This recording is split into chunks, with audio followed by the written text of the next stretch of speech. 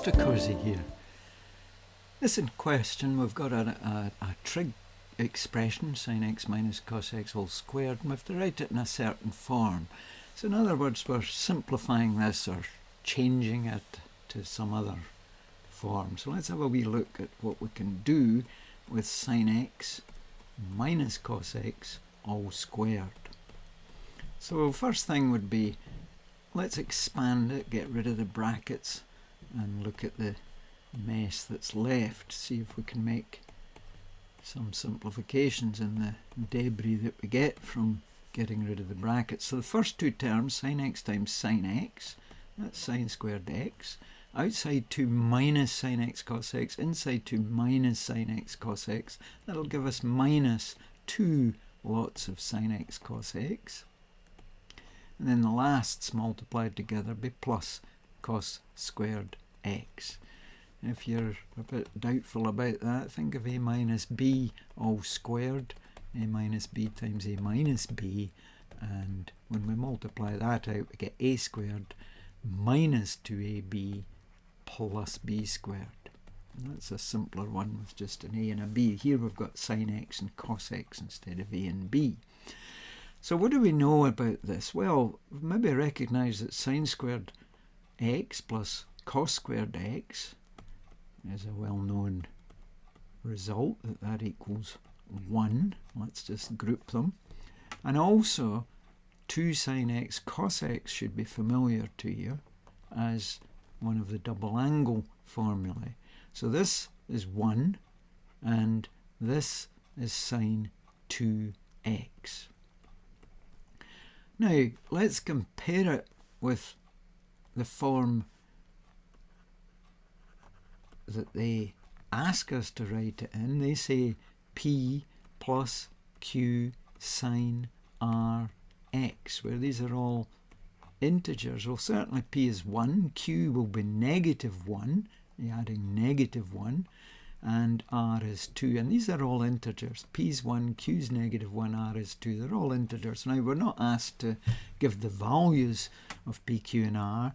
All I'm doing here is checking that we do have it in the correct form that they've asked for. So 1 minus sin 2x, and that's part A completed. Now what about part B? Well, seemingly we have to use this rearrangement of this trig expression to help us find an integral.